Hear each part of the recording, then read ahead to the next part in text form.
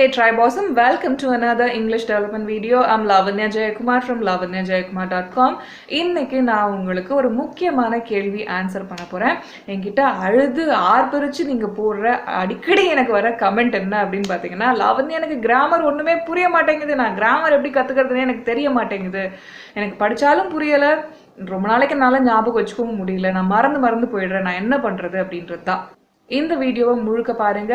நான் இந்த வீடியோவில் கொடுக்குற இந்த 5 ஸ்டெப் கிராமர் ஃப்ரேம்வொர்க்கை பயன்படுத்தினீங்க அப்படின்னா, அதை நீங்கள் எக்ஸசைசஸ் பண்ணி டெய்லி ப்ராக்டிஸ் பண்ணீங்கன்னா கண்டிப்பாக உங்களுக்கு கிராமர் மறந்து போகாது.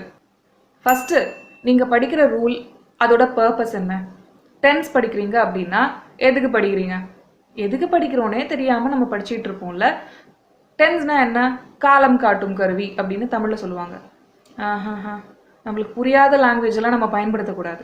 எதுக்கு நீங்கள் டென்ஸ் கற்றுக்குறீங்க, எதுக்கு நீங்கள் டென்ஸ் பயன்படுத்துறீங்க அப்படின்றதுக்கு ஒரு கிளாரிட்டி கொடுங்க. நம்ம தமிழ்லேயே எடுத்துப்போமே, இறந்த காலம், நிகழ்காலம், எதிர்காலத்தெல்லாம் நம்ம எதுக்கு பயன்படுத்துகிறோம்? நான் எதுக்கு காலம் காட்டி பேசலைன்னா எதிர்க்க இருக்கவனுக்கு நான் என்ன தாட்ஸை எப்போ நடந்தது சொல்கிறேன் அப்படின்றதே புரியாது, கன்ஃபியூஸ் ஆகிடுவாங்க. ஸோ அவங்களுக்கு நான் எப்போ நடந்த சம்பவத்தை சொல்கிறேன், இல்லை எப்போ நடக்க போகிற சம்பவத்தை சொல்கிறேன் அப்படின்ட்டு ஒரு கிளாரிட்டி கொடுக்கறதுக்காக தான் நம்ம டென்ஸை யூஸ் பண்ணுறோம். டென்ஸ் என்பது காலம் காட்டும் கருவி. இந்த மாதிரி ரொம்ப ஈஸியான எக்ஸாம்பிள் கொடுத்து அதோட பர்பஸ் என்ன அப்படின்றத முதல்ல அண்டர்ஸ்டாண்ட் பண்ணிக்கோங்க. நீங்கள் படிக்க போகிற ரூலோட பர்பஸ் என்ன அப்படின்றத உங்கள் மனசுக்குள்ளவே அந்த விஷயத்தை கொண்டு வாங்க. நீங்கள் படிக்கிற ரூல் எதுக்காக ஆக்சுவலாக பயன்படுது அப்படின்றத கொஞ்சம் நல்லா புரிஞ்சுக்கோங்க. அதுக்கப்புறம் அடுத்த ஸ்டெப்புக்கு நகருங்க. அடுத்தது ஸ்ட்ரக்சர் என்ன? நீங்கள் ஒரு ப்ரெசன்ட் டென்ஸ் படிக்கிறீங்கன்னா அதுக்கு ஒரு கிராமட்டிக்கல் ஸ்ட்ரக்சர் இருக்கும். ஃபியூச்சர் பர்ஃபெக்ட் டென்ஸ் படிக்கிறீங்கன்னா அதுக்கு ஒரு ஸ்ட்ரக்சர் இருக்கும். கரெக்டாக அந்த ஸ்ட்ரக்சர் என்ன அப்படின்றத கிளியராக எழுதுங்க. அதுக்கப்புறம் இந்த ஸ்ட்ரக்சரோட பொருந்துற ஒரு எக்ஸாம்பிள் நம்மளுக்கு வேணும் இல்லையா? அதுக்கு புக்கில் ஒரு எக்ஸாம்பிள் கொடுத்துருப்பாங்க. அந்த புக்கு எக்ஸாம்பிளையே மடத்தனமாக ஃபாலோ பண்ண வேணாம். நம்ம டெக்ஸ்ட் புக்கெல்லாம் கொடுக்குற எக்ஸாம்பிள் எப்படி இருக்கும் தெரியுமா? நம்ம லைஃப்லேயே பயன்படுத்தவே நம்ம மாட்டோம். எப்பவுமே அப்படியே நம்ம இங்கேருந்து மோட்சத்துக்கோ நரகத்துக்கோ போனால் கூட அந்த ஒரு ஏலியன் உலகத்தில் கூட பயன்படுத்த மாட்டாங்க அந்த எக்ஸாம்பிள்லாம். அந்த மாதிரி கொடுத்து வச்சுருப்பாங்க. நம்மளுக்கு அதெல்லாம் வேண்டாம்.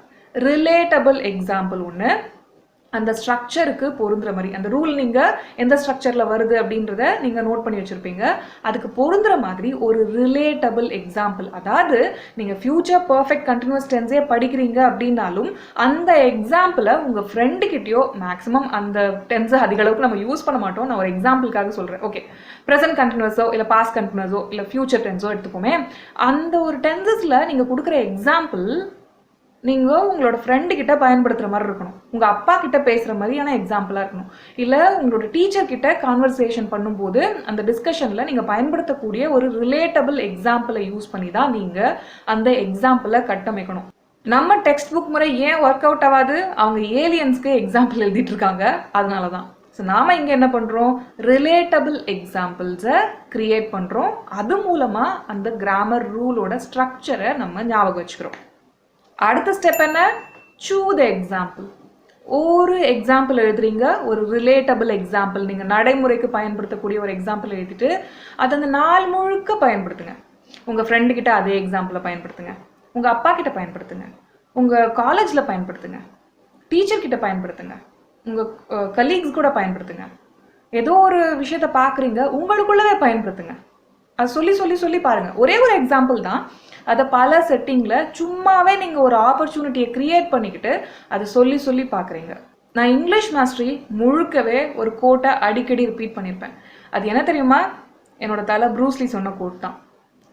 நான் யாருக்கு தெரியுமா பயப்படுவேன்? 10,000 கிக்ஸை ப்ராக்டிஸ் பண்ணவனுக்கு நான் பயப்பட மாட்டேன். ஒரு கிக்கை 10,000 தடவை ப்ராக்டிஸ் பண்ணவனுக்கு நான் பயப்படுவேன்னாரு. அந்த சூத எக்ஸாம்பிளில் நீங்கள் அதை தான் பண்ணுறீங்க. ஒரு எக்ஸாம்பிளில் பல முறை நீங்கள் அன்னைக்கு முழுக்க ப்ராக்டிஸ் பண்ணிட்டே இருக்கீங்க. ஒரு நாள் முழுக்க முட்டி டெக்ஸ்ட் புக் எக்ஸாம்பிள்ஸோட அந்த ரூல்ஸ் எல்லாம் எதுக்கு படிக்கிறோன்னே தெரியாமல் படிக்கிறதுக்கு இந்த முறையில் நீங்கள் படிக்கும்போது உங்கள் மனசில் அது பச்சாக்குன்னு பதியும்.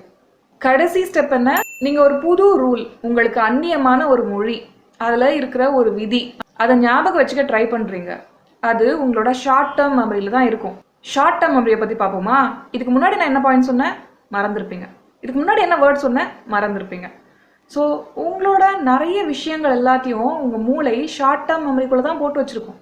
அதை நீங்கள் லாங் டேர்ம் மெமரிக்கு கூட்டு போகணுன்னா சுத்தியல் அடித்து அதுக்கிட்ட சொல்லிகிட்டே இருக்கணும், இது ரொம்ப முக்கியம், இது ரொம்ப முக்கியம், இதை ஞாபகம் வச்சுக்கோ, ஞாபகம் வச்சுக்கோ, ஞாபகம் வச்சுக்கோ அப்படின்னு சொல்லிட்டு. அதுக்கு என்ன பண்ணுறீங்க, இந்த ஸ்டெப்பை ஃபாலோ பண்ணுறீங்க.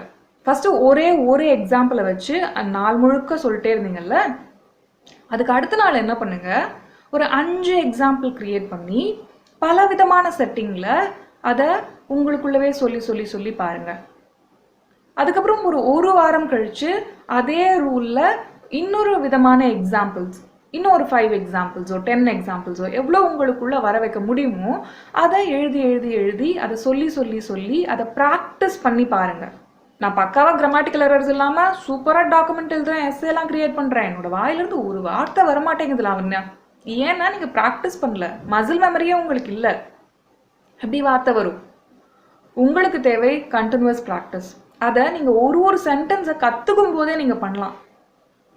நீங்கள் டெக்ஸ்ட் புக்கில் இருக்க எக்ஸாம்பிளை தான் யார்கிட்டையும் பயன்படுத்த முடியாது. அதுக்காக தான் நீங்கள் பயன்படுத்தக்கூடிய எக்ஸாம்பிள்ஸை நீங்கள் க்ரியேட் பண்ணிட்டீங்கன்னா உங்களுக்கு கற்றுக் கொடுக்குற எக்ஸாம்பிளாக கற்றலும் எளிமையாகுது. நீங்கள் வாயை திறந்து அடுத்தவங்க கிட்ட அதை ப்ராக்டிஸ் பண்ணுறதுக்கான ஆப்பர்ச்சுனிட்டியையும் அதிகரிக்கிறீங்க. ஸோ இந்த மாதிரி நிறைய எக்ஸாம்பிள்ஸை க்ரியேட் பண்ணி கால இடைவெளிகள் ஒரு நாளைக்கு அப்புறமா, ஒரு வாரத்துக்கு அப்புறமா, ஒரு மாதத்துக்கு அப்புறமா அப்படின்னு சொல்லிட்டு அதே கிராமர் ரூலை திருப்பி ரிவைஸ் பண்ணுறீங்க. ஓகே, ரொம்ப என்ஜாயபிள் ப்ராசஸாக கொண்டு போங்க. முட்டி முட்டி மோதாதீங்க. எந்த விஷயத்த நீங்கள் முட்டி முட்டி மோதுறீங்களோ அந்த விஷயம் உங்களுக்கு பிடிக்காம ஏதோ பண்ணிட்டு இருக்கீங்க கடமைக்கு அப்படின்னு அர்த்தம். நம்ம பிடிச்சி செய்யும்போது நம்ம கற்றல் எளிதாகுது, இனிமையாகுது. இங்கிலீஷ் கிராமர் கற்றுக்கிறதும் ரொம்ப ஈஸி, அதை ஞாபகம் வச்சுக்கிறதும் ரொம்ப ரொம்ப ஈஸி. இந்த 5 ஸ்டெப் கிராமர் ஃப்ரேம் ஒர்க்கை நீங்கள் பயன்படுத்துனீங்க அப்படின்னா, இது என்னோட ஃப்ரேம் ஒர்க். இது வரைக்கும் நீங்கள் யார்கிட்ட இருந்தும் இதை படிச்சிருக்க முடியாது. இது நான் என்னோட மூளையிலேருந்து உருவாக்கினது. ஒரு ஃப்ரேம் ஒர்க்குக்கும் நான் ட்ரேட்மார்க் பண்ண முடியாது அப்படின்றதால நான் யூடியூப்பில் உங்களுக்காக என்னோட லெசன்ஸை, என்னோட லேர்னிங்ஸை உங்க கூட ஷேர் பண்ணிட்டு இருக்கேன். அண்ட் முக்கியமான ஒரு விஷயம் என்னன்னா, இந்த டென்சஸ், ப்ரோனவுன்ஸ், ப்ரொபோசிஷன்ஸ் இது மூணுமே எசென்ஷியல் கிராமர்னு நான் சொல்லுவேன். ஏன்னா இந்த 3 விஷயத்தில் நீங்கள் ஸ்ட்ராங் ஆகிட்டீங்கன்னு வச்சுக்கோங்களேன், ஈஸியாக இங்கிலீஷை உங்களால் அடுத்த லெவலுக்கு கொண்டு போக முடியும். இந்த 3 கிராமர் ரூல்ஸையும், இந்த எசென்ஷியல் கிராமர் ரூல்ஸை நீங்கள் நல்லா எக்ஸாம்பிள்ஸோட இன்னும் தெளிவாக, இன்னும் விளக்கமாக கற்றுக்கணும்னு ஆசைப்பட்டீங்கன்னா நம்மளோட கிராமர் மாஸ்டரி கோர்ஸ் எடுங்க. உங்களுக்கு ரொம்ப ரொம்ப யூஸ்ஃபுல்லாக இருக்கும். நீங்கள் கிராமர் மாஸ்டரி கோர்ஸ் எடுத்து படிச்சிங்கன்னா நீங்கள் இங்கிலீஷ் கிராமரை பார்க்குற விதமும் அதை கற்றுக்கிற விதமும் ரொம்ப ரொம்ப எளிமையாயிடும். அதுக்கப்புறம் இங்கிலீஷ் மாஸ்டரி எடுத்து ப்ராக்டிக்கலாக திங்கிங் எப்படி பண்ணுறது, எப்படி ஸ்பீக்கிங் எக்ஸசைஸ் பண்ணுறது, எப்படி உங்களோட வொக்காபுலரியை இம்ப்ரூவ் பண்ணுறது, எப்படி ரீட் பண்ணுறது, ரைட் பண்ணுறது, லிசனிங் ப்ராக்டிசஸ்லாம் எப்படி பண்ணுறது, இந்த TLSRW ஃப்ரேம் ஒர்க் தானே நம்மளோட இங்கிலீஷ் மாஸ்டரி. அதுக்கு போங்க, உங்களுக்கு ரொம்ப ரொம்ப எஃபெக்டிவாக இருக்கும். ரொம்ப இந்த மாதிரி ப்ராக்டிக்கல் மெத்தடில் எனக்கு இவ்வளோ விஷயங்கள் நான் பண்ணி இவ்வளோ வருஷம் ரொம்ப கஷ்டப்பட்டு ரொம்ப ஒர்க் அவுட்டே ஆகாமல் இருந்த விஷயங்கள்லாம் மாற்றி ரொம்ப ஃபாஸ்ட்டாக நான் கிராமர் கற்றுக்க, நான் இங்கிலீஷ் கற்றுக்க உதவின மெத்தட்ஸை தான் நான் grammar mastery, English mastery, English learning சீக்ரெட்ஸ்லாம் கொடுத்துருக்கேன்.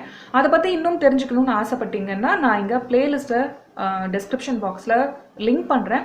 இந்த பிளேலிஸ்ட்டில் இருக்க வீடியோஸில் ஸ்டடி பண்ணிட்டீங்க, நம்மளோட lavanyajaykumar.com நம்மளோட LJ அகாடமிக்கு போயிட்டு அங்கே இருக்க கோர்சஸ் எல்லாம் ஸ்டடி பண்ணிட்டீங்க, சிலபஸ் எல்லாம் படிச்சிட்டீங்க. அதுக்கப்புறம் உங்களுக்கு கோர்ஸ் ஜாயினிங்கில் அசிஸ்டன்ஸ் தேவைப்படுது அப்படின்னா கண்டிப்பாக நம்ம டீமை ரீச் பண்ணுங்க. நாம் உதவுறதுக்காக காத்துக்கிட்டு இருக்கோம். உங்களை நான் lavanyajaykumar.com தளத்தில் சந்திக்கிறேன். நாம் கிராமர் மாஸ்டரி, இங்கிலீஷ் மாஸ்டரி கோர்சஸில் கண்டிப்பாக மீட் பண்ணுவோம்.